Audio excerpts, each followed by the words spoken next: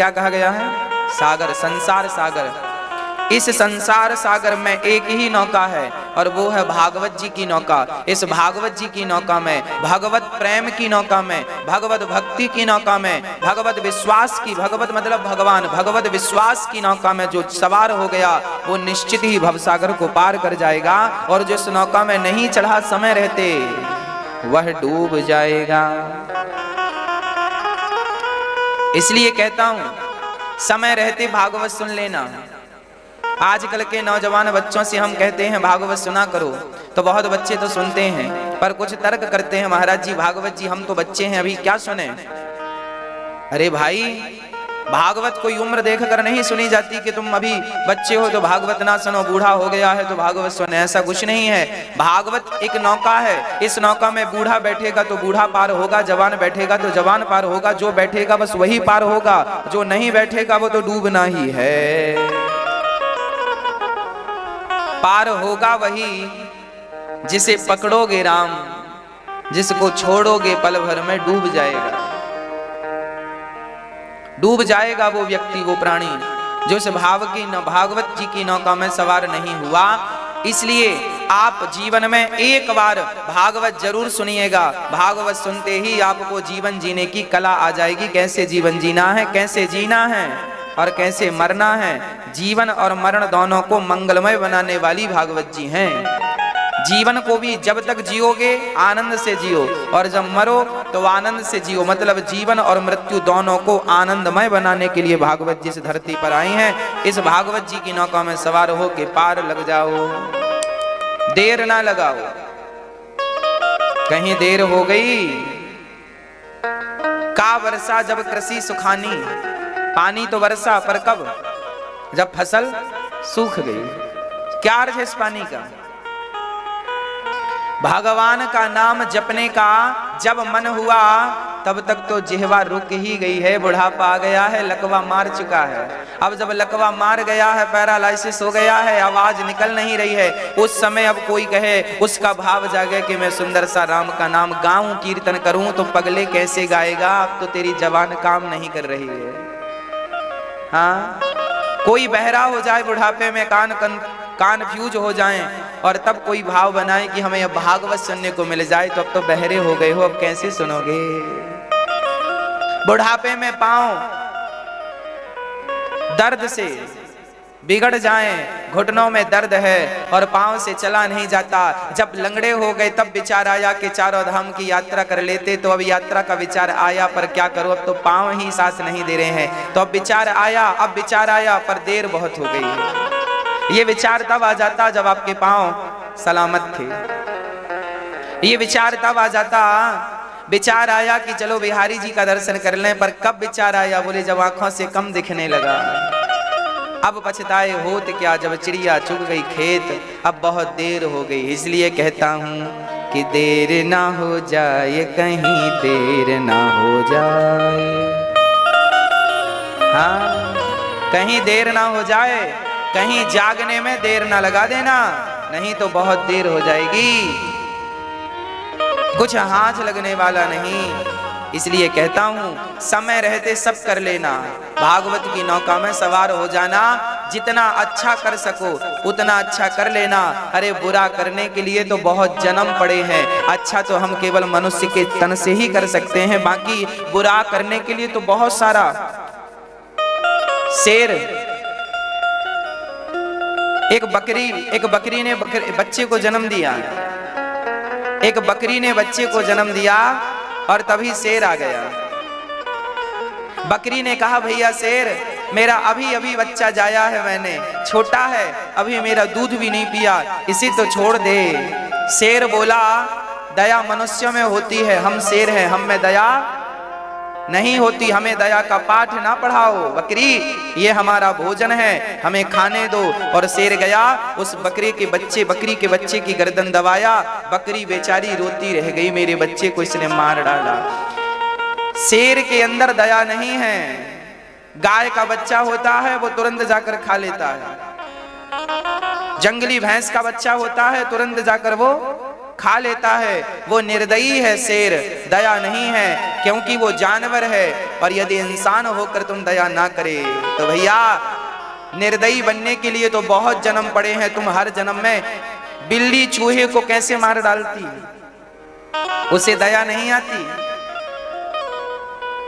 बिल्ली चिड़िया के छोटे छोटे बच्चे घोंसले पे रखे था कि चिड़िया उड़ के गई दाना लेने, दो छोटे छोटे बच्चे थे, बस वो उड़ने ही वाले थे, तब तक बिल्ली पहुंच गई घोंसले में और दोनों बच्चों को मार डाला।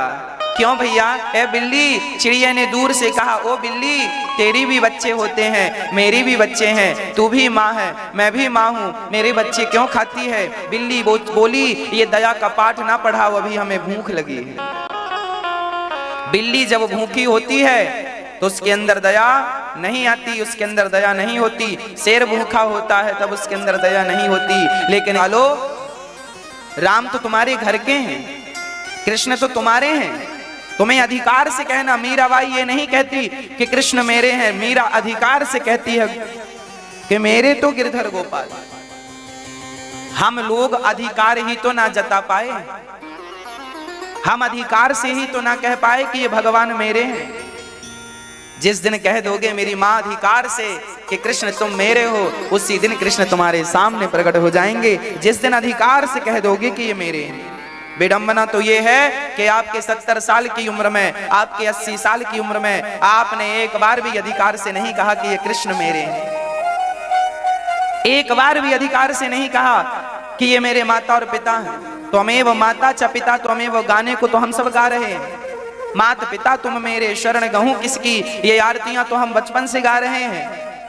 पर गाने से क्या होता है? जब तक हम उसे फील ना करें, उस रिश्ते को महसूस ना करें, तब तक कहने से क्या होता है? भाई कहने को तो आदमी कह देता है तुम मेरे भाई हो, पर उसके साथ और अपने खुद के भाई के साथ व्यवहार जब करता है तो अंतर होता है। कह देने में तो सब कह देते हैं तुम हमारे भाई हो, तुम हमारी बहन हो, तुम हमारे ये हो, पर रियल जो रिश्ते अपनी बहन के साथ निभाते हो, अपने भाई के साथ निभाते हो, वो कह तो दिया है तुमने कि ये मेरा। जैसे कि फॉर एग्जाम्पल बहुत सारे मालिक अपने नौकर को कहते हैं ये मेरा दूसरा बेटा है। आपका वफादार नौकर होगा तो आप कहेंगे समाज के सामने ये मेरा दूसरा बेटा है, ये मेरा तीसरा बेटा है, ये मेरा चौथा, 4 बेटे हैं तो ये 5वां बेटा है। आप नौकर को जीवन भर बेटा कहते जरूर हो, पर बंटवारे का टाइम आया तो हिस्से कितने होंगे? 4 ही होंगे, 5वां तो नहीं होगा। जीवन भर कहा बेटा है, पर व्यवहार में वो उतरा नहीं। हाँ या ना? बोलो हाँ या ना। मालिक कहता है ये मेरा नौकर नहीं है, ये मेरा बेटा है, बेटे की तरह प्यार करता हूं। तो आज तक किसी मालिक ने अपने नौकर को बंटवारे में अपना हिस्सा दिया बेटे वाला?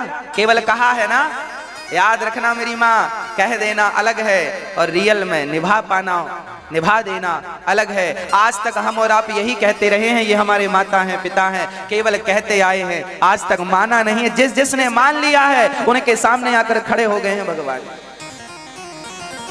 जिन जिनने मान लिया है खड़े हो गए हैं भगवान उनके सामने आकर। और जो कहते गए हैं तो वो तब भी कहते थे, आज भी कह ही रहे हैं कि माता पिता तुम मेरे शरण गहूं किसकी, तुम बिन और न दूजा आस करूं किसकी। ये कहने की बातें नहीं है, ये फीलिंग है, ये महसूस करने का विषय है, ये सच्ची मानने का विषय है। इसलिए मान लो मेरी माँ, मान लो। कहने से क्या होगा? कहने को तो बहुत सारी बातें हैं, आप भी कहते हैं, कोई भी कह सकता है। भगवान कहने से नहीं मिलते, भगवान फीलिंग है, एक भाव है, वो हृदय में उतरने वाली बात है। मैं कृष्ण से प्यार करता हूं, बस करता हूं। कितना करता हूं किसी को कैसे बताया जाए? आप जब भगवान से प्यार करेंगे तो इसकी पहचान क्या है वो मैं आपको बताता हूं। जब आप कृष्ण से प्यार करेंगे, जब आप राम से प्यार करेंगे, जब आप भगवान नारायण से प्यार करने लग जाएंगे तो फिर क्या होगा? फिर तुम्हें संसार में कण कण में जहां देखोगे वहां तुम्हें बस अपने कृष्ण ही कृष्ण नजर आएंगे। जहां देखोगे बस वहां राम नजर आएंगे, जहां देखोगे वहां नारायण नजर आएंगे। बस जहां तुम्हें सब में परमात्मा का दर्शन होने लगे और 24 घंटे में तुम कम से कम 10 घंटे भगवान के साथ भाव से। पिता धर्मात्मा होता है तो पिता के धर्म के कारण उसके पूत मतलब बेटा, उसका बेटा बढ़ता है, मतलब तरक्की करता है, समृद्धवान बनता है, नाम कमाता है। बाढ़ है पूत, पिता धर्मात्मा होगा, पिता के धर्म से, पिता के तपस्या से पुत्र का नाम होता है। पिता धर्मात्मा होगा, तपस्वी होगा, उसकी तपस्या का फल उसके बेटे को मिलेगा। उसी प्रकार ये साधु संत हम सबके माता पिता की तरह हैं, पालनहार हैं। इन संतों की तपस्या के कारण हम भारतवासी फल और फूल रहे हैं, इन संतों की तपस्या के कारण। इसलिए धोखे से भी किसी साधु का अपमान ना कीजिएगा, धोखे से भी किसी महात्मा का अनादर ना कीजिएगा। हम सम्मान नहीं कर सकते तो अपमान क्यों करें। जीवन में एक बार हमारे घर में कोई भीख मांगने आ जाए, पहली बार आया है और लोग पहली बार में दुत्कार देते हैं, अरे कमा कर नहीं खा सकता, बड़ा हट्टा कट्टा है। तो मुझे ये बताओ, तुमने उसे कितनी बार खिलाया है? आज पहली बार देने का मौका आया तो दिया कुछ नहीं और मुंह और चला दिया, दी एक रोटी नहीं और बातें गठरी भर कर दी। एक दिन देने में सीधा मना कर दो ना कि हम तुम्हें नहीं देंगे, बकबक करने की क्या जरूरत है? उपदेश क्यों देते हो कि कमा के खा नहीं सकता, तुम क्यों कहते हो ये? अरे साधुओं की साधना होती है, मधुकरिया साधना होती है। मधुकरिया जानते हैं? मधुकरिया साधना बोलते हैं जैसे मधुमक्खी हर पुष्प से जाकर रस इकट्ठा करती है मधुमक्खी, उसी प्रकार साधु संत थोड़ा थोड़ा मांगते हैं और मांग करके माना कि आज समाज में कुछ ऐसे लोग हैं जो ऐसे का गलत उपयोग करते हैं, पर सब तो नहीं। उन कुछ के चक्कर में सही भी आपके घर आ जाए महात्मा, कोई सच्चा महात्मा, तो आपको तो लगेगा ये भी पाखंडी है और उसे भी आप दुत्कार देंगे ना जाने किस रूप में नारायण मिल जाए। इसलिए सब में भगवान का दर्शन करते हुए, सबका सम्मान करते हुए, उन्हें जो बन पड़े दाल चावल रोटी जो भी आप श्रद्धा से देते हैं वो देते रहिएगा। कुछ साधु ऐसे हैं जो मधुकरिया करते हैं, मधुकरी करते हैं। मैं भी जब मेरी उम्र होगी, मैं भी जब साधु बन जाऊंगा तो मैं भी मधुकरिया करूंगा। मधुकरी का अर्थ क्या होता है? घरों में जाकर के थोड़ा थोड़ा मांग लेना, और याद रखना जिस घर में वो साधु भीख लेने पहुंच जाते हैं तो आप तो उन्हें एक कटोरी चावल देते हैं, पर वो कटोरी भर चावल तो लेते ही हैं, आपका सारा दुख दर्द लेकर के चले जाते हैं। वो संत होते हैं, मधुकरी बोलते हैं उसे। मधुमक्खी की तरह जीवन यापन करने वाले को मधुकरिया संत बोलते हैं। थोड़ा थोड़ा सबसे ले लिया और फिर उसे पकाकर रोज नहीं मांगते। एक दिन जाते हैं भाई, भजन में बाधा रोज पड़ेगी, रोज भजन करते हैं, हफ्ते में एक दिन जाते हैं, मांग कर ले आते हैं 10-20 घर में ले आए तो हफ्ते भर का हो गया, रखा है, रोज 2 रोटी बनाई, खाया, भजन किया। जो थोड़ा थोड़ा मांग कर हफ्ते में एक दिन, महीने में एक दिन मांगते हैं और महीने भर भजन कर, उसे मधुकरी संत बोलते हैं। ऐसे संत अब बहुत कम हैं, बहुत कम है। ये संत जो हिमालय में है, इनमें भी कुछ संत मधुकरी संत हैं, थोड़ा सा मांग कर अपना निर्वहन करते हुए भगवत प्रेम करते हैं। भाई भजन करने के लिए भी तो पेट में रोटियां होना जरूरी है, कहो। फिर वो उच्च कोटि की स्थिति में जब कोई पहुंच जाता है तो फिर तो ध्यान लग जाता है, तो महीनों के लिए समाधि लग जाती है, फिर तो वहां रोटी पानी की जरूरत नहीं पड़ती। वो एक आखिरी स्थिति, उस स्थिति तक भी पहुंचा जा सकता है, पर उस स्थिति तक पहुंचने के लिए अभ्यास करना पड़ता है थोड़ा थोड़ा। पहले खाओ, फिर तो पहले रोज खाओ, फिर 3 दिन में एक बार खाओ, फिर 6 दिन में एक बार खाओ, फिर 15 दिन में एक बार खाओ, फिर 1 महीने में एक बार खाओ, फिर 6 महीने में एक बार खाओ, फिर साल में एक बार खाओ, फिर धीरे धीरे खाना पीना छूट जाता है। ये स्थिति धीरे धीरे, एकदम से स्थितियां नहीं आती। ध्रुव जी ने भी ऐसे ही किया था, 3 महीने में 3 दिन में एक बार खाते थे, फिर 6 दिन में एक बार खाते थे, फिर 9 दिन में एक बार खाते और भगवान का चिंतन करते थे। ऐसी कठिन साधना करनी चाहिए। अभी तो मैं आप माताओं की सेवा में लगा हूं, जब मेरी उम्र हो जाएगी तो मुझे भी आप सभी की सेवा का दायित्व पूरा करके मुझे भी यही जीवन जीने जाना है। क्यों जाना है? क्योंकि मानव तन की सार्थकता यही है। अभी बिहारी जी ने जिम्मेदारी दे रखी है माताओं की सेवा की, अन्न क्षेत्र की सेवा की, सो मैं कर रहा हूं। जब मेरा वो वक्त आएगा जब मैं इन जिम्मेदारियों से निवृत्त हो जाऊंगा, तो उस जिम्मेदारी को पूरा करने के बाद हमें भी वहीं जाना है, हिमालय की चोटियों में, और जहां वो संत सेवा में लगे हुए हैं भगवत प्राप्ति की। अरे जीवन की आखिरी श्वास तो भगवान के लिए ही निकलनी चाहिए। यदि आखिरी श्वास भगवान के लिए निकल गई तो जीवन में जितनी श्वासें तुमने ली हैं सारी श्वासें सफल हो गई, और आखिरी श्वास भगवान के लिए ना निकली तो सारी श्वासें बेकार हो गई। आखिरी श्वास को सफल बनाने के लिए, उस स्थिति तक पहुंचने के लिए साधना करनी पड़ती, साधना के लिए तैयार रहना पड़ता है। इसलिए मैं हिमालय के बारे में जानकारी जुटाता रहता हूं। क्यों जुटाता रहता हूं? क्योंकि आखिरी वही है, वहीं जाना है, वहीं भगवत भक्ति। संसार में आप जब तक जिम्मेदारियों में हैं निभाइए नहीं। कर्मण्यवाजी का रास्ते, पहले अपना कर्म कर, अपने कर्म को करता हुआ ईमानदारी से, भगवत भक्ति करता हुआ ईमानदारी से। जब तक आप लोगों को बिहारी जी ने अवसर दे रखा है, जाओ, पहले बिहारी जी ने मुझे एक जिम्मेदारी दी है, जाओ पहले भारत के संपूर्ण प्राणियों में भगवत प्रेम जगाओ। और जब आप सभी में भगवत प्रेम जाग जाएगा, जब आप सभी की आंखों में बिहारी जी को पाने की आंसू होंगे और लालसा होगी, तब मेरा इस धरती पे आने का उद्देश्य पूरा हो जाएगा और बस वो यात्राएं चालू हो जाएंगी।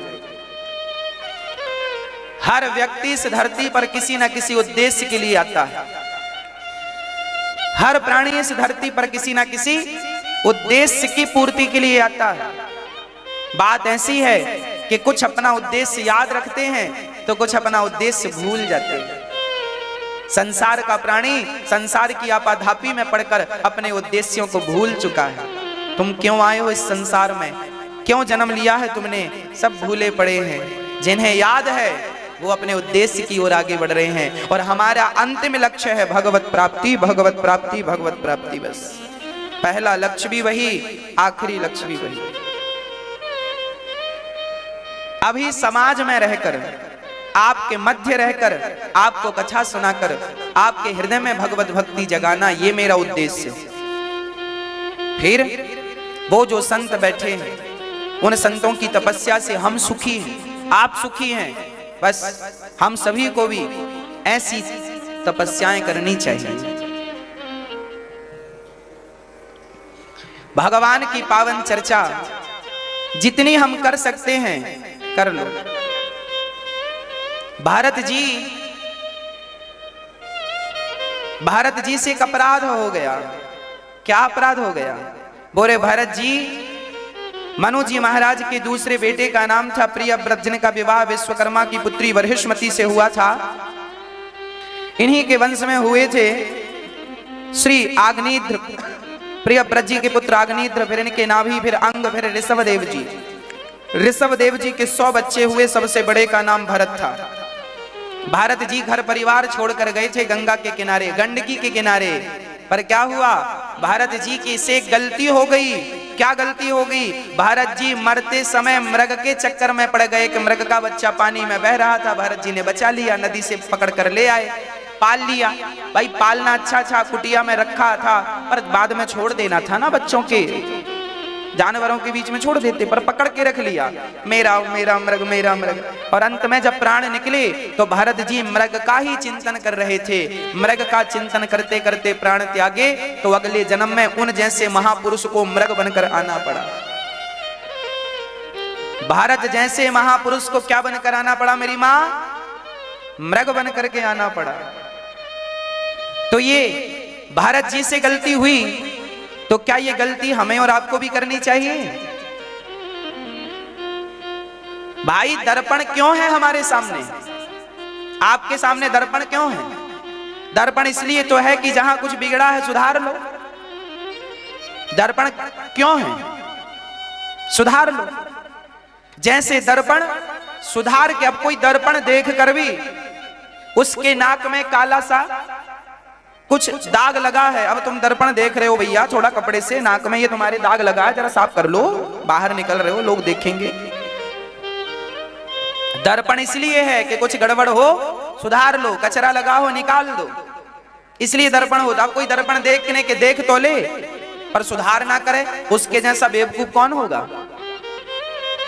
तो शास्त्र हमारे दर्पण है, भारत जी की कथा हमारे लिए दर्पण है कि भारत जी ने मन मृग में लगाया तो वो मृग बन गए, और तुम भारतवासी हो, तुम सुन रहे हो ये कथा, अब तुम ना संसार में मन लगाना, नहीं तो तुम भी मृग बनोगे, वही बनोगे जहां तुम्हारा मन लगा है आखिरी समय में, अंते यामति सागति। तो ये दर्पण देख कर भी तुम्हारी यदि दुर्दशा हो गई, दुर्गति हो गई, तो हम जैसा अभागा कौन होगा, कौन है फिर हम जैसा अभागा। इसलिए अभागी ना बनिएगा। भारत जी जैसे महान संत मृग बन करके आए और मृग बन करके संसार में जंगल जंगल घूम रहे हैं, पर भरत जी तपस्वी थे इसलिए उन्हें मृग की योनि में भी सब पता था। मैं संत था, मृग के चक्कर में भरत जी ने वो मृग का शरीर छोड़ा और तीसरे जन्म में फिर से वो एक मनुष्य पंडित जी के घर में पैदा हुए। देखो आखिरी समय मन बिगड़ जाने से 3 जन्म खराब हो गए। कितने जन्म बिगड़ गए? पहला जन्म तो खुद भरत जी का, भरत जन्म, फिर दूसरा शरीर पाया मृग का, और अब तीसरा शरीर पाया है मनुष्य का। फिर से एक गलती हुई तो 3 जन्म बिगड़ गए। और भारत जैसे साधु, भारत जैसे ज्ञानी की ये हालत है, तो हम जैसे मूर्खों की पता नहीं क्या हालत होगी, हमारे कितने बिगड़ेंगे। जब भारत जैसे धुरंधर ज्ञानियों की ये हालत है, 3 जन्म बिगड़ गए उनके, तो फिर हमारी क्या हालत होगी। हम तो भरत जी के चरणों की धूल भी नहीं है, परंतु दर्पण है भरत जी हमारे लिए। वो गलती हुई तुम ना करना। भारत जी तीसरी बार मनुष्य बनकर आए, इनके पिताजी पढ़ा रहे हैं पर भरत जी कुछ पढ़ते नहीं, समझ गए कि ज्यादा पढ़ूंगा फिर उलझ जाऊंगा। ज्यादा विद्वान व्यक्ति भी संसार में उलझ जाता है। गुण दोष दृशिर दोषः, गुण और दोष दोनों ही बंधन है। हाँ मेरी मां, ज्यादा ज्ञानी हो जाए कोई, उसे भी अहंकार आ जाता है। भारत जी को लगा मैं ज्ञानी नहीं बनना चाहता, पिछली बार बड़ा ज्ञानी था तो मृग के चक्कर में फंस गया, इस बार ज्ञानी बनूंगा पता नहीं कहां फंसूंगा। भरत जी ने बोले ही नहीं, गूंगे रहने लगे। लोग कहते हैं जड़ है, मूर्ख है, नाम ही रख दिया दुनिया ने जड़ भरत। क्या नाम पड़ा? जड़ मीन्स मूर्ख, मूर्ख है ये, नाम पड़ा जड़ भरत। और मैं आपसे कह दूं मेरी मां, ज्यादा ना बोला करो, आप लोग ज्यादा होशियार बनते हैं। हम लोगों को देखते हैं ट्रेन में बैठे हैं और 2 लोगों की बातें चल रही हैं, तो तीसरा भी कूद पड़ता है। वो कहता है हमसे सुनो, हमें सब पता है, जिस सब्जेक्ट की तुम बातें कर दो। सुनता कोई नहीं है, जबरदस्ती ज्ञानी बन रहा है। क्या जरूरत थी तुम्हें कूदने की? चुपचाप बैठे रहते, भगवत चिंतन करते। कहां तुम मूर्खों के कौओं के बीच में कूद रहे हो? और वार्तालाप से, बात विवाद से होगा क्या? क्या पालोगे तुम? आज का हर व्यक्ति यही चाहता है कि वो अपने आप को ये सिद्ध करना चाहता है कि मैं भी सब जानता हूं। आज हर व्यक्ति यही तो सिद्ध करना चाहता है कि मैं मूर्ख नहीं हूं, मैं भी सब जानता हूं। कहीं वकालत की बात चलती होगी और कोई वकील बैठा होगा, एडवोकेट, वो कूद पड़ेगा, साहब ये धारा तुम नहीं जानते, हम पढ़े हैं, जानते हैं। अरे तो भैया ये ट्रेनों में, ये संसार की पंचायत में क्यों माथा पच्ची कर रहे हो? जज के सामने कचहरी में केस लड़ो ना। ये ट्रेन में वार्तालाप करने से, व्यर्थ की बातें करने से, वो कहेगा तुम गलत हो, वो कहेगा नहीं तुम्हें ज्ञान नहीं हो। लोग कई बार तो बातों बातों में विवाद हो जाता है। ऐसे झंझट में, ऐसी उलझन में नहीं पड़ना चाहिए। सार तत्व यही है कि जब भी वक्त मिले आंख बंद करो और भगवत चिंतन करते रहो, भगवान नाम जपते रहो, आध्यात्म से जुड़े रहो, श्याम सुंदर से जुड़े रहो, बिहारी जी का चिंतन बना रहे, लक्ष्मी नारायण का चिंतन बना रहे, भगवान नारायण के चतुर्भुज रूप का पावन सा दर्शन करते रहो। यही आपके समय की सार्थकता है। एकांत में बैठो, इसका चिंतन करो।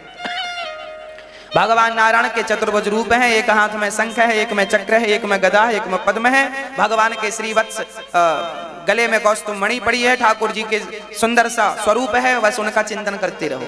यहाँ वहां की पंचायत करने से कोई फायदा नहीं, बात विवाद पे उलझने से भी कोई फायदा नहीं।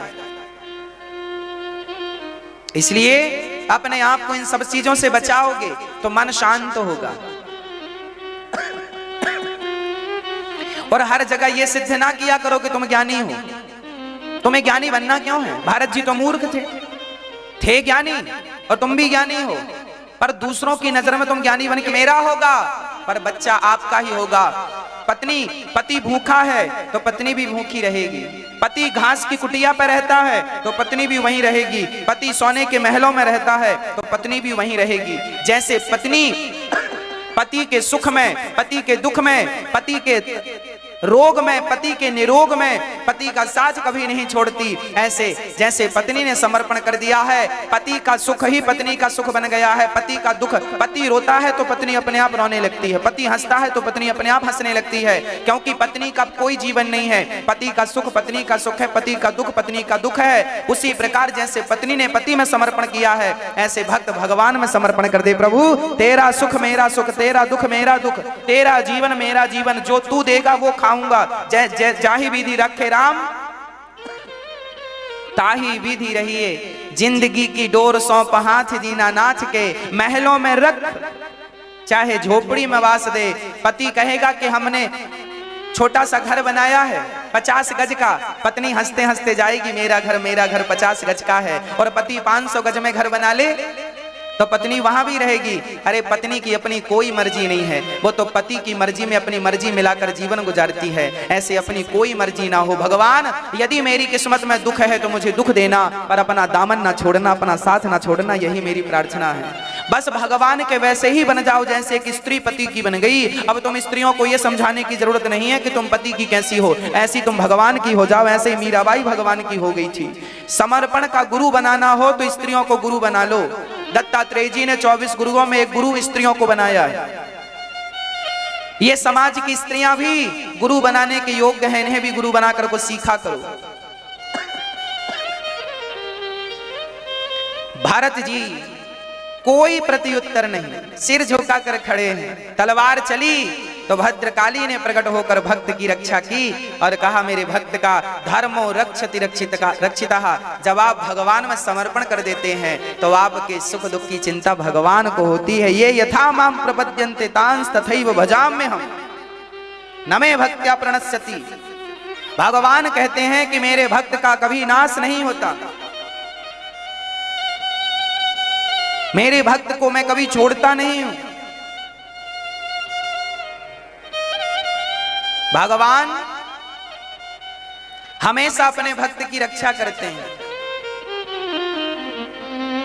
भक्तों, भगवान भी वचन दिए बैठे हैं गीता में कि तुम मेरी ओर बढ़ोगे। भक्त जहां एक पग धरे तहां धरूं मैं 60, आगे आगे भक्त चले कबहू न छोड़ूं साथ। भगवान अपने भक्त का साथ कभी नहीं छोड़ते। बस प्रेम हो, समर्पण हो, बस बात खत्म। भारत जी पेड़ की छांव में बैठे हैं, तभी सिंधु सौवीर देश का राजा आया और वो राजा, उसका एक कहार बीमार पड़ गया तो भरत जी को पालकी पे लगाया। चलो, भरत जी चल रहे हैं और भरत जी ने देखा सामने चींटियां, उठाकर देख लेना न्यूज, कोई ना कोई तो आज भी मरा होगा। बोलो हाँ या ना। फिर ये तो प्रकृति का नियम है, एक आ रहा है एक जा रहा है। किस किस के मरने पर होगे तुम? एक दिन तुम्हारा नंबर आएगा, तुम मर जाना, हमारा नंबर आएगा, हम मर जाएंगे। मुद्दा ये नहीं है कि मरना है, मुद्दा ये है कि मरना कैसे है। मुद्दा ये है कि मरना कैसे है। रोते रोते मरना है, पाप करते करते मरना है, या हंसते हंसते मरना है, कुछ अच्छा करके मरना है। मरना सबको पड़ेगा, सबको ही मरना पड़ता है। इस धरती से रावण भी गया और इस धरती से राम भी गए, पर दोनों के जाने में अंतर इतना है कि आज हम राम को याद करते हैं तो गली गली मंदिर बनाते हैं, और रावण को याद करते हैं तो गली गली पुतले जलाते हैं। दोनों के जाने में बस इतना अंतर है। गए राम भी धराधाम को छोड़कर और गया रावण भी इस धरती को छोड़कर, पर दोनों के जाने में यही अंतर है कि राम को याद करते हैं तो आंखों में आंसू आते हैं, और रावण जब दशहरे में पुतला जलता है और जब रावण जला लोग हो जल गया पुतला गया गया गया खुशी मनाते हैं। दुष्ट व्यक्ति इस संसार में आप भी मरोगे, मैं भी मरूंगा। अच्छे बनकर जाओगे तो तुम्हारे मरने के बाद भी लोग तुम्हें याद कर रोएंगे, और बुरे बनकर जाओगे तो तुम्हारे जाने पर लोग हंसेंगे। ठीक चला गया, यही पाप है। कबीरा जब पैदा भये जग हंसे हम रोए, अब करनी ऐसी कर चलो कि हम हंसे जग जग रोए। यही मरना। कोई मरता नहीं, जाता नहीं कोई दुनिया से दूर चल के, मिलते हैं सब यहीं पर कपड़े बदल बदल के। वासांसी जीर्णानि यथा विहाय, गीता में लिखा है कि शरीर पुराना होने पर आत्मा इसे त्याग कर नया वस्त्र धारण करती है। जैसे हम पुराने कपड़े त्याग कर नया वस्त्र धारण करते हैं, उसी प्रकार शरीर वस्त्र है। शरीर क्या है? शरीर वस्त्र है, और आत्मा इस वस्त्र को पहनने वाली है। जैसे हम वस्त्र को पहनने वाले हैं, ऐसे आत्मा शरीर रूपी वस्त्र को पहनती है, धारण करती है। तो कपड़ा गंदा हो गया, पुराना हो गया, तो जाओ बदलो कपड़े।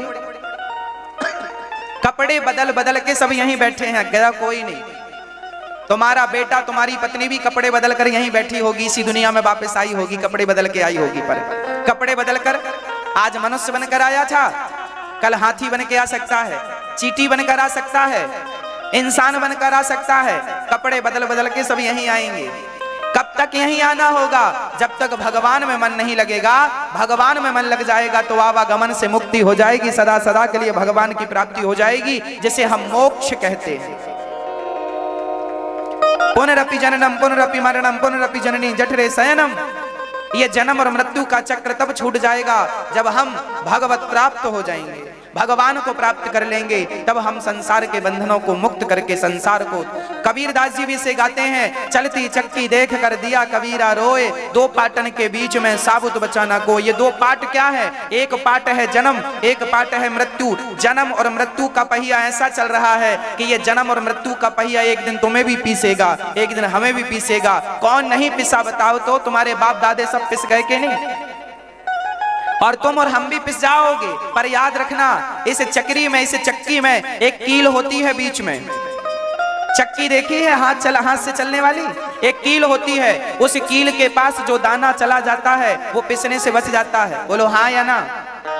चलती चक्की चलने दे, पिस पिस आटा होए, कीले माही जो रहे सो बाल न बांका होए। जो एक परमात्मा को पकड़ लेता है वो पिसने से बच जाता है, जन्म और मृत्यु के चक्र से बच जाता है। जमाना बचे ना बचे, आप तो बच ही जाना,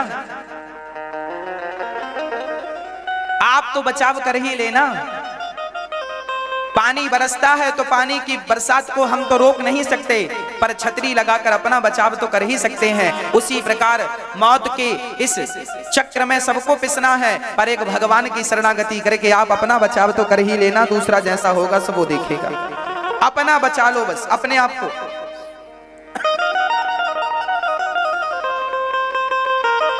पता नहीं आप कितना समझते हैं मेरी बातों को, पता नहीं आप कितना फील करते हैं मेरी बातों को, पर यही आपके जीवन का अंतिम सत्य है। मैं आपके जीवन की अंतिम सच्चाई बोल रहा हूं। मैं आपके जीवन की आखिरी बातें बोल रहा हूं। मैं पहली बातें नहीं बोलता, पहली बातें तो माँ बाप ही सिखा देते हैं। जमाने जीने की कलाएं तो बहुत सारे लोग सिखा देते हैं, मैं तो आखिरी की बातें बोल रहा हूं। ये मेरी बातें आपके काम आएंगी, संभाल के रखना। भारत जी रहुगण से कहते हैं तू किसे मारने की बात कर रहा है? शरीर 5 तत्वों से मिलकर बना है, 5 में मिल जाएगा, पृथ्वी जलवायु अग्नि आकाश।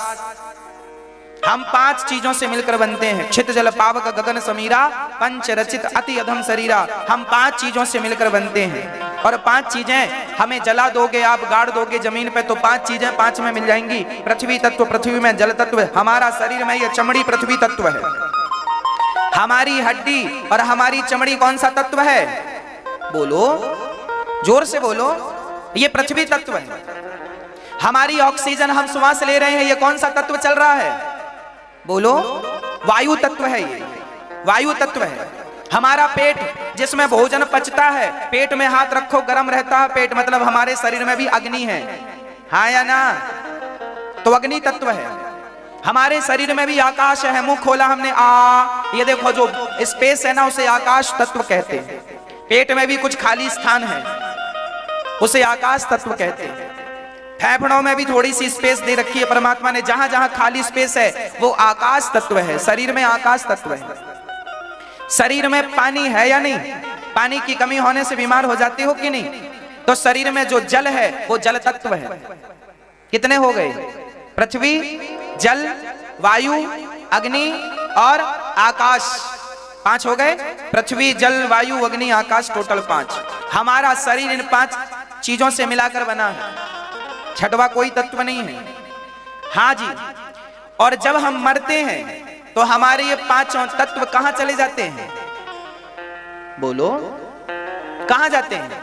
मिट्टी से बना घड़ा टूटा, मिट्टी में मिल गया। 5 तत्व जब हमें जलाया जाता है अग्नि पर, अग्नि संस्कार होता है चिता पर, तो क्या होता है? हमारे शरीर का जो चमड़ी, जो ये मिट्टी तत्व है, ये राख बनता जाता है, मिट्टी बनता जाता है। राख मिट्टी ही है। मिट्टी तत्व मिट्टी में मिल गया। आग लगी तो अग्नि तत्व अग्नि में मिल गया। जल तत्व भाप बन के उड़ गया, जल तत्व में मिल गया। आकाश तत्व जाकर आकाश तत्व में मिल गया। वायु तत्व जाकर वायु में मिल गई। 5 तत्व से बना था आपका शरीर, 5 तत्व जाकर 5 में मिल गए। अब लोग कहते हैं मर गया। भैया काहे मर गया? कहां मरा है? तुम कह रहे हो अज्ञानवश के मर गया। मरा वरा कोई नहीं है। 5 तत्वों से बना था, 5 में जाकर मिल गया। अब अज्ञानवश आप कहो कि मर गया, वो आपकी अज्ञानता का परिचय है। अज्ञानी लोग फिर रोते हैं, भाई मर गया मर गया। कुंभन दास जी एक भक्त हुए हैं। जब कुंभन दास जी का बेटा मरा, सुनिएगा, कुंभन दास जी एक महान संत हुए हैं। जब उनका बेटा मरा तो वो अचेत होकर, मूर्छित होकर गिर पड़े। लोगों को बड़ा आश्चर्य हुआ कि हे भगवान, ये साधु तो बड़ा त्यागी है, आज तक किसी के मरने पर रोया नहीं। बड़ा अच्छा। कुंभन दास जी ऐसे भक्त थे कि भगवान स्वयं इनके सामने आकर नाचते थे। ये पद गाते थे तो भगवान नाच, मतलब भगवत प्राप्त संत थे। ऐरे गहरे नहीं थे, भगवान इनकी गोद में आकर बैठते थे प्रत्यक्ष।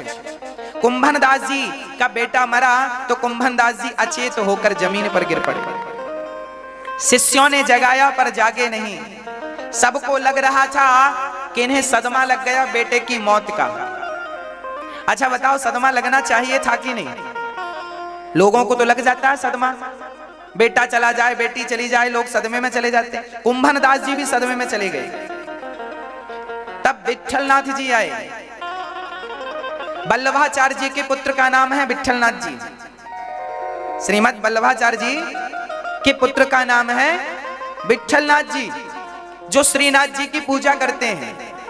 श्रीनाथ जी कहाँ? पहले गोवर्धन में, आज नाथ द्वारा में श्रीनाथ जी विराजमान है, पहले गोवर्धन में थे। यहाँ गोवर्धन में श्रीनाथ जी थे पहले। ये उस समय श्रीनाथ जी गोवर्धन में थे, ये तब की घटना। तो कुंभन दास जी का बेटा मरा, अचेत होके गिर गए। खबर लगी विट्ठलनाथ जी को। विट्ठलनाथ जी के पास सूचना गई, कुंभन दास जी तो जाग नहीं रहे हैं और बेटे के सदमे में गए लगता है। तो आए विट्ठलनाथ जी आए और कुंभन दास जी के कान में बोले, ए कुंभन दास जी,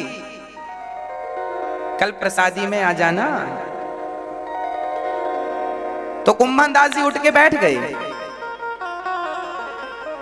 सब लोगों को बात समझ में नहीं आई, ये क्या है? अरे भाई, कुंभन दास जी को सदमा इसलिए नहीं लगा कि बेटा मर गया। कुंभन दास जी को सदमा इस बात का लगा कि हे भगवान, बेटा मर गया है, अब सूतक लगेगा, 10 दिन भगवान का दर्शन नहीं होगा, मैं 10 दिन कैसे रहूंगा दर्शन के बिना, पूजन के बिना। इस बात से वो रो रहे हैं, वो सदमे में चले। उनको बेटे का मरने का दुख नहीं था, उनको दुख इस बात का था बेटा मरा है, सूतक लगेगा, और सूतक लगेगा तो 10 दिन तो अब हम भगवान का दर्शन। तो विठल नाथ जी बोले, ऐसे ना अचेत पड़ो, तुम जैसे भक्तों को अब सूतक ऊतक नहीं लगेगा, आ जाना प्रसादी में दर्शन करने। उठ के बैठ गए, ठीक है फिर आऊंगा, और फिर खड़े हो गए। ऐसे कुंभनदास जी थे, वो भगवत भक्त थे, वो जानते थे कि बेटा मर के कहां गया, सामान्य दृष्टि में मर गया, पर मरा वरा नहीं, जहां से आया था वहां चला गया है, जितने दिन का था उतना पूरा करके, कोर्स पूरा करके गया, और मुझे भी तो वहीं पहुंचना है। ये अज्ञानी लोग रोते रहते हैं बेटों के मरने में, बेटियों के मरने में, जमाने के मरने में, ये वो। ये इन्होंने भेजा जगत में जाना, इन्होंने भेजा जगत में जाना, जिन्होंने जगत में भेजा है उन्होंने तय कर दिया है कि तुम्हें वापस कब आना। जिस दिन तुम आए हो इस धरती पर, उसी दिन भगवान ने तुम्हारी वापसी की तारीख भी डिक्लेयर कर दी थी, लिख दी थी। जिन्होंने भेजा जगत में जाना, जिन्होंने भेजा जगत में जाना, तय कर दिया लौट के फिर से आना, तय कर दिया लौट के फिर से आना।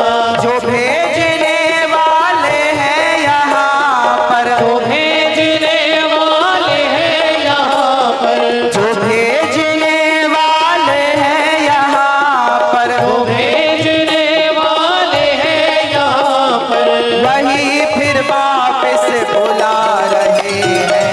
रचा है सृष्टि को जिस प्रभु ने, वही ये सृष्टि चला रहे हैं।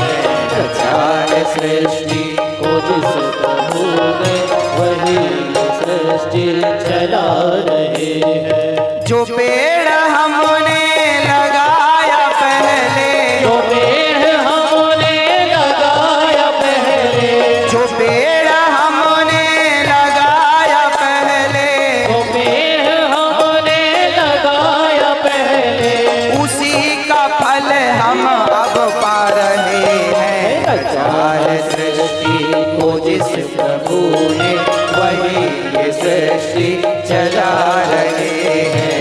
रचा है सृष्टि को जिस प्रभु ने, वही ये सृष्टि चला रहे हैं।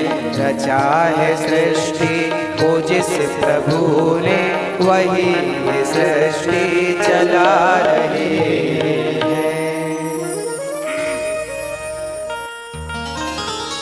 जो पेड़ हमने लगाया पहले,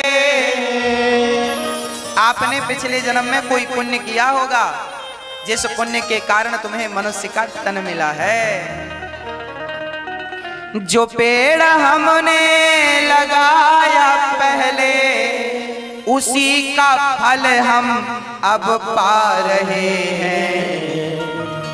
आज करोगे तो कल मिलेगा, कल किया था सो आज मिल रहा, इसलिए पुण्य करते रहो, करते रहो।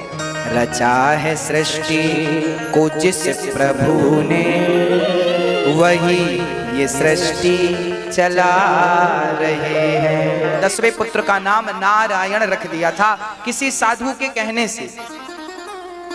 अजामिल, तेरी सदगति हो जाएगी यदि तू अपने बच्चे का नाम नारायण रख दिया तो। ठीक है महाराज, रख दूंगा, पर चोरी करता है अजामिल, पाप करता है, सारे गलत काम अजामिल करता है, पापी नहीं है, महापापी है। पर एक अच्छाई है कि अनजाने में ही सही ये भगवान का नाम बोल रहा, बेटा नारायण पानी लाओ, बेटा नारायण जरा भोजन लाओ, बेटा नारायण जरा यहाँ आओ, इसी बहाने भगवान का नाम निकल रहा है। और जब मौत आई तो यमदूतों को देखकर अजामिल डर गए, चिल्लाए पुत्र दूरे क्रीडन का सक्तम पुत्रम नारायणावयम प्लावितेन स्वरेणोच्चैराजु हावा जितेंद्रिया। बचाओ मेरे पुत्र नारायण बचाओ। बुलाया पुत्र को, पुत्र ने नहीं सुना। परम पिता परमात्मा ने सुन लिया, विमान भेज दिया, जाओ मेरे भगत को लेकर आओ। मरते समय उसने मेरा नाम पुकारा। भगवान का नाम कभी भी ले लो, कहीं भी ले लो। भाव को भाव अनख आलस हूं, नाम जपत मंगल दिसि दसहूं। इसलिए कहता हूं मेरी माँ, नाम जपने का अभ्यास बनाओ। काम करते हुए भगवान का नाम जपते रहा करो। नाम किसी भी हाल में छूटना नहीं चाहिए। नाम ही हम सबका सहारा है। पहले नाम को ही पकड़ना पड़ता है। एक व्यक्ति बोला, महाराज जी नाम जपने से क्या होगा? हमने कहा तेरा नाम क्या है? उसने कहा मेरा नाम अखिल है। मैंने कहा ठीक है जा। जब वो घर गया तो रात के 12 बजे उसके घर पर हम गए और चिल्लाए, हमने आवाज लगाई बाहर से, भैया अखिल अखिल। एक बार में नहीं सुना, 2 बार में नहीं सुना, तीसरी बार में नहीं सुना, चौथी बार में हम बोलते गए। अंत में दरवाजा खोल के आया, बोले क्या बात है? हमने कहा कोई बात नहीं, हम तो नाम ले रहे हैं। अरे आप हमारा नाम बोल रहे हैं? हमने कहा तेरा नाम थोड़ी अखिल है, बहुत लोगों का नाम अखिल है। अखिल ब्रह्मांड नायक हमारे भगवान का नाम है। अरे आप बुला रहे हैं हमें। हमने कहा पगले, जब तेरा नाम बोलने से तू मेरे सामने आ गया सामान्य इंसान, तो भगवान का नाम कोई भक्त प्रेम से पुकारे तो क्या भगवान नहीं आएंगे? क्या भगवान बहरे हैं? अरे भगवान बिनु पग चले ही सुनहि बिनु काना, सहस्त्र शीर्षा पुरुखा सहस्त्राक्षा सहस्त्रपात।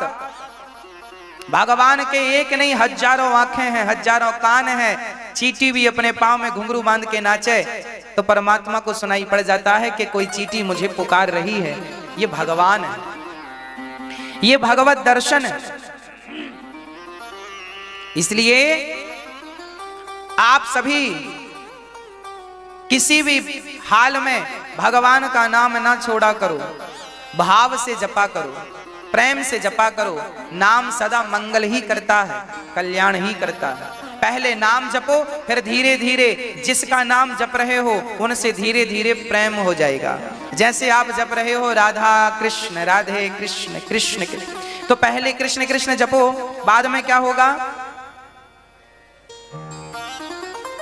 हाँ, पहले नाम जपो सामान्य, राम राम जपो, फिर धीरे धीरे क्या होगा? जिनका नाम है राम से धीरे धीरे जनाम जपते जपते उन राम से प्रेम हो जाएगा। क्या हो जाएगा? राम से। राम से क्या होगा? देखो शुरुआत तो नाम से ही होगी ना। अच्छा, आप किसी से दोस्ती करेंगे तो उसका नाम पूछेंगे कि नहीं? हाँ या ना? पहले नाम पूछेंगे, फिर बातचीत करते करते ही आगे बातें होती हैं। बस इसी तरह शुरुआत नाम से।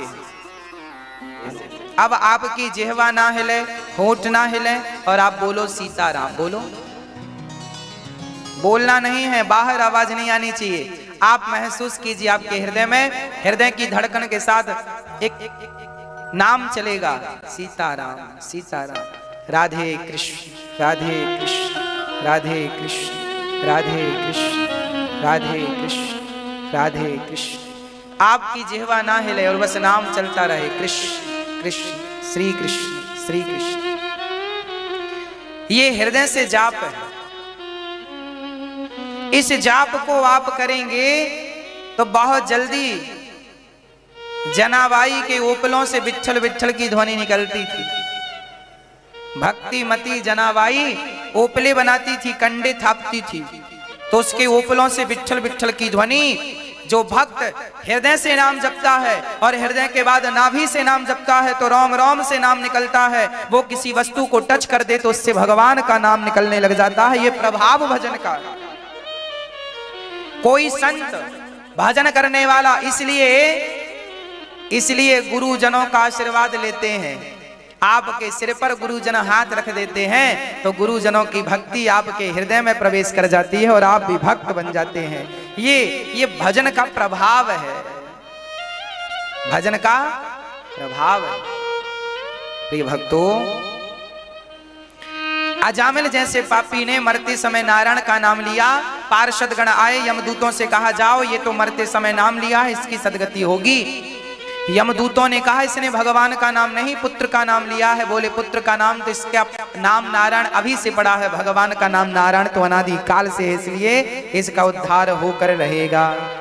यमदूतों ने कहा इसने जीवन भर पाप किया है, इसे नरक ले जाएंगे। पार्षदों ने कहा जीवन भर पाप किया है ये तो सत्य है, पर मरते समय भगवान का नाम जिसके मुख से निकल जाता है, भगवान ने वचन दे रखा है कि मरते समय किसी के मुख में गंगा जल होगा या तुलसी का दल होगा या मेरा नाम होगा, इन तीनों में कोई एक चीज होगी तो मैं उसे कभी नरक नहीं जाने दूंगा। भगवान कहते हैं मैं अपने भक्त का विनाश नहीं होने दूंगा, पतन नहीं होने दूंगा।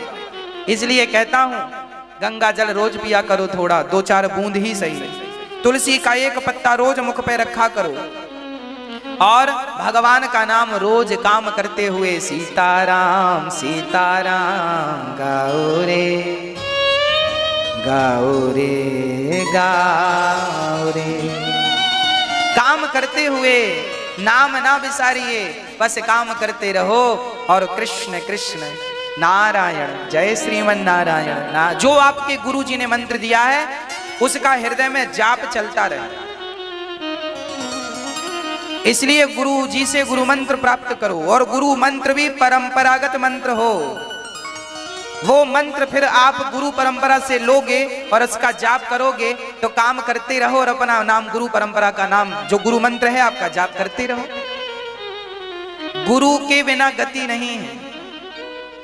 आपने गुरु नहीं बनाए और मनमाना मंत्र जपा, पुस्तक में लिखा हुआ मंत्र आप जप रहे हैं तो देखो पुस्तक में लिखा हुआ मंत्र जपने से कोई फल की प्राप्ति नहीं होने वाली।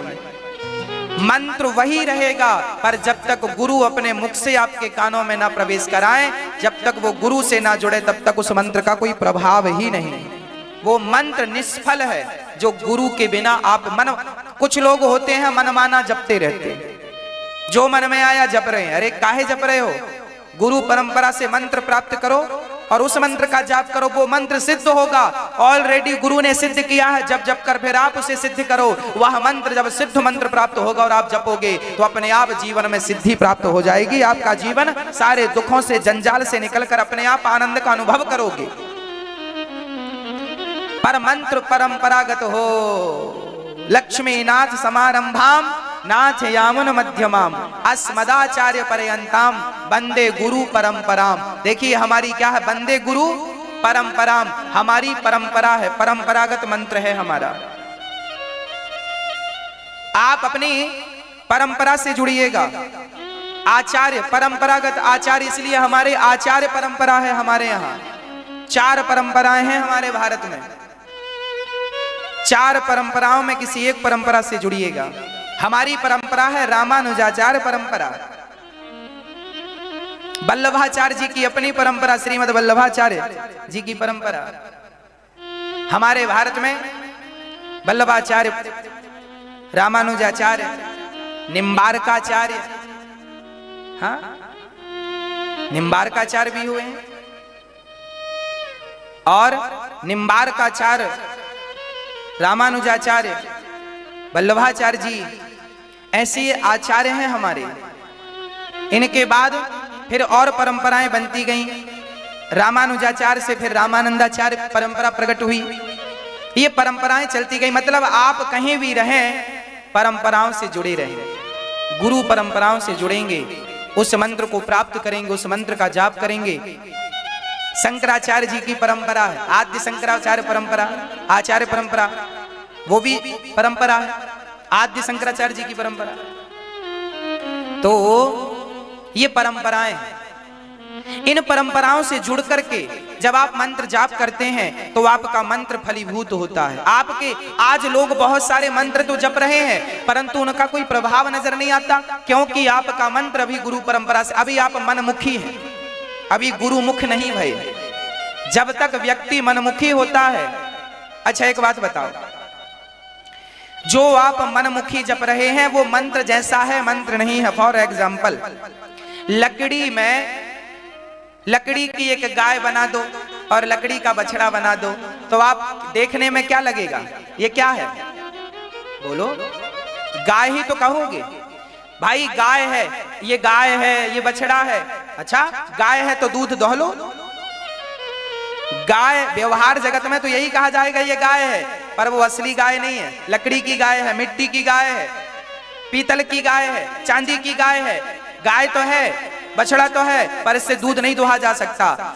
असली गाय अलग है, ये असली गाय जैसी है, ये असली गाय नहीं है, ये असली गाय। उसी प्रकार तुम्हारा जो मंत्र मनमुखी जप रहे हो वो मंत्र जैसा है, पर मंत्र नहीं है। मंत्र तो वही है जो गुरु से प्राप्त होता है, वही मंत्र प्रभावशाली होता है। इसलिए गुरु परंपरा आवश्यक है। इसलिए शिक्षा और दीक्षा दोनों जरूरी। आज बहुत सारे लोग ये कहते हैं गुरुजी हमें गुरु बनाने की। कई लोग कहते हैं हमने शंकर जी को गुरु बना लिया, कई लोग कहते हैं हमने हनुमान जी को गुरु बना लिया है। तो फिर राम जी को क्या जरूरत थी वशिष्ठ जी को गुरु बनाने की? क्या जरूरत थी? फिर हनुमान जी को, सूर्य भगवान को गुरु बनाने की क्या जरूरत थी? गुरु परंपरा यदि धरती पे आए हो तो गुरु है, गुरु की जरूरत है, इसलिए तो गुरु है। यदि जरूरत ना होती तो फिर गुरु होते ही क्यों? इसलिए परंपरा का मंत्र, आज अजामिल ने जो नारायण मंत्र जपा है ये भी परंपरा। इनके घर कोई साधु आए थे, उन साधु ने कहा बेटा नारायण जप। अजामिल बोला नहीं जपूंगा, तो चल बोल अपने बेटे का नाम नारायण रख दे बस। लो, गुरु ने कह दिया कि बेटे का नाम नारायण रख दो, बस उस मंत्र का जाप कर लिया उसने। चूंकि इनडायरेक्ट गुरु की कृपा हो गई, गुरु जी ने नाम दे दिया नारायण। उस मंत्र का जाप किया, भले बेटे को बुला रहा है पर वो मंत्र का जाप, और जितनी बार नारायण बोला उतना जाप हुआ। और जब गुरु परंपरा से जुड़ा तो उस मंत्र ने उसका कल्याण कर दिया। वही मंत्र उसको नरक जाने से बचा लिया, एक नाम। इसलिए नाम जप परंपरागत होना चाहिए। प्रिय भक्तों, ये परंपराएं हैं। श्री पार्षदों ने यमदूतों को पछाड़ा, यमदूत ने नाराजगी दिखाई, कहा भगवान का नाम ले लिया और हमारा पत्ता साफ कर दिया। यमराज ने कहा नरक में भगवान का नाम ना लेना, नहीं तो सारा कारोबार ठप्प हो जाएगा, सब भाग जाएंगे, ये मोक्ष हो जाएगा इनका। नरक में कोई भगवान का नाम नहीं लेता। कोई धोखे से ले लिया और किसी के कान में चला गया तो सारे नरक वाले भाग जाते हैं स्वर्ग की तरफ। हम तो मुक्त हो गए नाम, एक नाम से। इसलिए नाम में अभ्यास बनाओ, नाम जप करते रहो, भगवान नाम जपते रहो, बस प्रेम पूर्वक नाम। उस नाम में अपार श्रद्धा हो, उस नाम में अपार विश्वास हो। बस एक नाम, हर मंत्र कल्याण करने वाला है, पर किसी एक मंत्र को आप पकड़ लो, वही मंत्र आपको पार लगा देगा। 10-20 मंत्र जपने की जरूरत नहीं है, एक साधे सब सद है। एक को पकड़ने से, एक सज्जन बोले गुरुजी हम तो सब जप लेते हैं, 2 माला इनका, 2 माला इनका, 2 माला हमने का, सब तुमने खिचड़ी बना रखी। सबका नहीं। नदी के किनारे हजारों नौका होती हैं, पर नौका एक में आप बैठ जाओ वो नौका पार लगा देगी। कोई भी एक नौका आपको पार लगा देगी। आप राम नाम जपोगे तो भी पार लग जाओगे, कृष्ण नाम जपोगे तो भी पार लग जाओगे, नारायण नारायण जपोगे तो भी पार लग जाओगे, ओम नमः शिवाय जपोगे तो भी पार लग जाओगे। इनमें से किसी एक मंत्र को पकड़ लो, गुरु परंपरा से जो मिला है वही मंत्र आपको भवसागर से पार लगा देगा। परेशान होने की जरूरत नहीं। उस मंत्र में निष्ठा हो, मंत्र की साधना हो, मंत्र जाप हो, धीरे धीरे प्रभाव दिखाएगा मंत्र पर। आजकल लोग गुरुजी का मंत्र, गुरु मंत्र जपते नहीं। गुरुजी ने जो मंत्र दिया है आपके कान में भगवान का, वही गुरु मंत्र है, वही मूल मंत्र है, उसका जाप करो, उसी से गति होनी है, श्रद्धा के साथ। अब तो एक बार इंद्र ने अपने गुरुजी का अपमान कर दिया, गुरुजी नाराज होकर चले गए। इंद्र ने विश्वरूप को गुरु बनाया और नारायण कवच की दीक्षा ली। बलवान हो गए इंद्र नारायण कवच को पाकर। भागवत जी में कवच है नारायण कवच, 6वें स्कंध के 8वें अध्याय में ये कवच है। जो लोग इसका नित्य पाठ करते हैं स्वयं भगवान उसका कवच बनकर उसकी रक्षा बनते हैं। भगवान उसका नारायण कवच, ये नारायण कवच है, नारायण उसकी रक्षा करेंगे जो इस कवच का पाठ करेगा। उसे धर्म अर्थ काम मोक्ष चारों पुरुषार्थों की प्राप्ति भी होगी। इसलिए इन कवचों का पाठ, नारायण कवच का पाठ सर्वश्रेष्ठ सर्वश्रेष्ठ कवच नारायण कवच। इसलिए भागवत जी की एक पोथी जब आप लोग बिठालते हैं तो उस पोथी पाठ में आपके लिए नारायण कवच का भी पाठ हो जाता है और आपके परिवार में एक सुरक्षा कवच बन जाता है, आप पर भगवत कृपा बनी रहती है। इसलिए भागवत जी से जुड़े रहना चाहिए। अभी 11 तारीख से भागवत जी की पोथी बैठेगी, आप भी बिठाकर अपना कल्याण कर सकते हैं। एक बार इंद्र ने विश्वरूप से यज्ञ कराया और राक्षसों को विश्वरूप ने आहुति दे दी, तो इंद्र ने विश्वरूप का सिर काट दिया। 4 लोगों में वो हत्या बांट दी, ब्रह्म हत्या लगी। अब त्वष्टा ऋषि ने यज्ञ किया, जाओ वृत्तासुर इंद्र को मार कर आओ। आज वृत्तासुर इंद्र को मारने आए, पर दधीची ऋषि की हड्डियों का वज्र बनाया इंद्र ने, और दधीची ऋषि नारायण कवच का पाठ करते थे तो उनकी हड्डियों में नारायण का दर्शन हुआ राक्षस को, वृत्तासुर को, और वृत्तासुर ने भगवान की स्तुति करते हुए कहा, अहम हरे तव पादैके मूला दासानुदासो भवितास्मि भूयः मनः स्मरेता सुकृतेर्गुणांस्ते गृणीत वा कर्म करोतु कायः नानाके पृष्ठं न च पारमेष्ठ्यं न सार्वभौमं न रसाधिपत्यं न योगसिद्धिरपुनर्भवं वा समञ्जसत्वा विरहैकाङ्क्षे अजात पक्षा इव मातिरं खगा स्तन्यं यथा वत्स तरा क्षुधार्ता।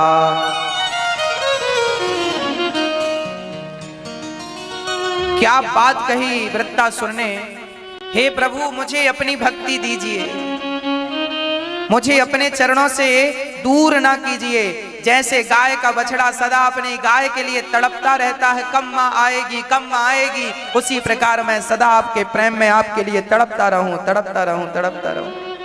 जैसे एक स्त्री अपने प्रियतम के इंतजार में व्याकुल रहती है, उसी प्रकार प्रभु मैं आपका इंतजार करूं, आपके इंतजार में व्याकुल रहूं, यह मुझे वरदान दे दो, मैं आपके लिए रोता रहूं। रोना भी एक साधना है। रोना क्या है मेरी माँ? साधना। बहुत सारे संत तो मैंने आंखों से देखा है। मैं जब अयोध्या में था तो मैं मधुकरी संतों को देखता था, रामलला का दर्शन करने आते थे कनक भवन, और राम जी के सामने खड़े होकर घंटों तक रोते थे, रो जाते थे, और 1-1 घंटा 2-2 घंटे बस रोना, रोने की साधना है। बस किसी को ना देखना, केवल भगवान को देखना, और उस प्रेम में रोना कि प्रभु कब मिलोगे, क्या आपके बिना ये जीवन पूरा हो जाएगा, क्या दर्शन नहीं दोगे भगवान। बस भगवान के प्रेम में, भगवान की भक्ति में, भगवान के लिए रोना, केवल रोने की साधना थी संतों की, केवल रोना, केवल रोना। मैं कह चुका हूं कि इस संसार में भगवान को पाना हो तो भगवान को रोकर पुकारा करो, भगवान को चढ़ाना है तो नेत्रों का जल चढ़ाया करो। प्रेम ही राम ही केवल प्रेम प्यारा। अरे गोपियां तो अनपढ़ थी, कोई पढ़ी लिखी नहीं थी, पर रो रो करके भगवान को पाली। उन गोपियों ने रो रो कर भगवान को पाली। यदि वो पा सकती हैं तो हम क्यों नहीं पा सकते। बस रोना आ जाए। विडंबना तो यह है हम लोगों से रोना आता है पर संसार के लिए रोते हैं, भगवान के लिए आंसू ही नहीं निकलते। क्या करें अब। इसलिए परीक्षित ने कहा महाराज ये वृत्तासुर तो राक्षस है, फिर ये भगवान की स्तुति क्यों करता है। तब कहा सुनो ये इस जन्म का राक्षस है, पिछले जन्म का भक्त है। अच्छा क्या भक्ति की इसने। बोले एक चित्रकेतु नाम का राजा था, बहुत सारी पत्नियां थी, पुत्र नहीं हो रहा था। संत से कहा पुत्र दे दो, संत ने कृपा की, फल दिया, बोले पत्नी को खिलाना। संत कृपा से पुत्र हुआ, पर संत ने ये कहा था ये बेटा सुख और दुख दोनों देगा। 5 साल का बच्चा हुआ तो रानियों ने, राजा की बहुत रानियां थी, एक रानी को बेटा हुआ, बाकी रानियों को जलन होगी कि राजा हमें तो देखते नहीं, ये पुत्र जब से पैदा हुआ उसी को प्यार करते हैं। उन रानियों ने जहर देकर बच्चे को मार डाला। 5 साल का बच्चा मर गया, रोने लगे। राजा रानी, विधाता मारना था, मुझे मार दिया होता, बच्चे ने क्या बिगाड़ा। वाह, जब रोए परिणाम क्या हुआ? परिणाम यह हुआ कि नारद जी आ गए। अरे राजन, तुम ज्ञानी हो, समझदार हो, मूर्खों की तरह क्यों रोते हो? क्या बताऊं महाराज, बेटा मर गया, क्या बिगाड़ा था इसने? पुत्र की मृत्यु, मुझे मार दिया होता, मेरे तो बच्चा अबोध था, क्या बिगाड़ा था इसने? नारद जी बोले कोई बात नहीं, विधि का विधान कोई मैट नहीं सकता, उसकी आयु इतनी थी, जाने दे, रो मत। ना महाराज, मुझे बेटा वापस चाहिए। नारद जी ने मंत्र पढ़ा और मरे हुए बेटे के ऊपर डाला, मरा हुआ बेटा जीवित हो गया, खड़ा हो गया। पिताजी दौड़े, आ तुझे बेटा गले से लगा लूं। उस बच्चे ने कहा खबरदार, पहले ये बताओ आप कौन हैं? उस बच्चे ने कहा कौन है आप? पिता ने कहा नहीं जानता, मैं तेरा पिता। उस बच्चे ने कहा कितनी बार मेरा जन्म हुआ, कितनी बार आपका जन्म हुआ, किस जन्म का रिश्ता रखते हो ये तो बताओ। उस बच्चे ने कहा पिताजी पिछले बार मेरा जन्म हुआ था, मैं भिखारी था, आपका जन्म हुआ था, आप राजा थे, मैं आपके घर भीख मांगने आया था, तो आपने हमें गेहूं का आटा दिया था और गाय का सूखा हुआ गोबर, ओपले, कंडे दिए थे। हमने उन ओपलों में आग लगाई, ध्यान नहीं दिया, ढेर सारी चींटियां थी, सारी जलकर राख हो गई, और हमने आपके आटे से 5 रोटियां बनाई, तो 5 रोटियां आपकी पिछले जन्म की खाई थी, तो इस जन्म में 5 वर्ष तक बेटा बनकर मैंने रोटियों का हिसाब चुकाया। मैंने चींटियों को मारा था, वो चींटियां आपकी पत्नी बनकर आई, क्योंकि वो आपके घर से मुझे कंडों में, ओपलों में मिली थी, तो वो चींटियां पत्नी बनकर आई और मैंने उन्हें मारा था। इस जन्म में जहर देकर उन्होंने मारा, वो तो भगवान को भोग लगाकर रोटियां खाई, तो एक जन्म में ही सबका हिसाब किताब चुक गया, नहीं तो ना जाने कितने बार जन्म लेके सबका हिसाब किताब चुकाना पड़ता। इसका सीधा अर्थ यही निकला कि आपकी जो पत्नी है ये भी आपका पिछले जन्म का कोई हिसाब किताब चुकाने आई है, आपका जो पति है ये भी पिछले जन्म का कोई आपसे हिसाब किताब चुकाने आया है, आपका बेटा जो है ये भी आपके पिछले जन्म का कोई हिसाब किताब चुकाने आया है, और आपका जिस दिन हिसाब किताब जिनसे चुकता होगा उस दिन छुट्टी हो जाएगी, रवानगी हो जाएगी, जाओ। इसलिए कहता हूं कि आप अपने सारे कर्मों को भगवान में अर्पण करते रहो। यदि अर्पण नहीं किया तो उदाहरण से सुनना, मैंने यदि पुण्य किया है तो अगले जन्म में मुझे पुण्य का फल भोगने आना पड़ेगा। मैंने यदि पाप किया है तो मुझे पाप का फल भोगने आना पड़ेगा। भैया मेरे इन हाथों से चाहे पुण्य होगा, कुछ तो होगा, या पाप होगा या पुण्य होगा। मतलब मेरा जन्म कन्फर्म है, मैं पुण्य करूं तो भी जन्म होगा, पाप करूं तो भी जन्म होगा, पुण्य का फल भोगने को भी जन्म होगा, पाप का फल भोगने को भी जन्म। इसलिए साधक लोग क्या करते हैं, अपने किए हुए पुण्य को भगवान के चरणों में अर्पण करते चलते हैं। इसलिए कहता हूं, मैं कह चुका हूं पहले, रोज कहता हूं कि आप अपने आप को भगवान के चरणों में समर्पण कर देंगे तो पाप और पुण्य दोनों से छूट कर आप मोक्ष के अधिकारी बन जाएंगे। जो व्यक्ति पाप और पुण्य में गुण दोष दृश्य दोषः, पाप और पुण्य दोनों ही बंधन के कारण हैं। हाँ या ना? मैं ज्यादा पुण्य करूंगा तो अगले जन्म में राजा बन के पैदा होऊंगा, ज्यादा पाप करूंगा तो अगले जन्म में कोढ़ी, लंगड़ा, बहरा, काना बन के पैदा होऊंगा, पापों का फल तो भोगना पड़ेगा। तो भैया मुझे दोनों ही हाल में संसार में आना है, पुण्य करूं या पाप करूं। इसलिए आप अपने आप को भगवान को समझे, प्रभु मैं आपका हूं, ये दास अनिरुद्ध आपके चरणों में समर्पण करता है। और जब मैंने अपने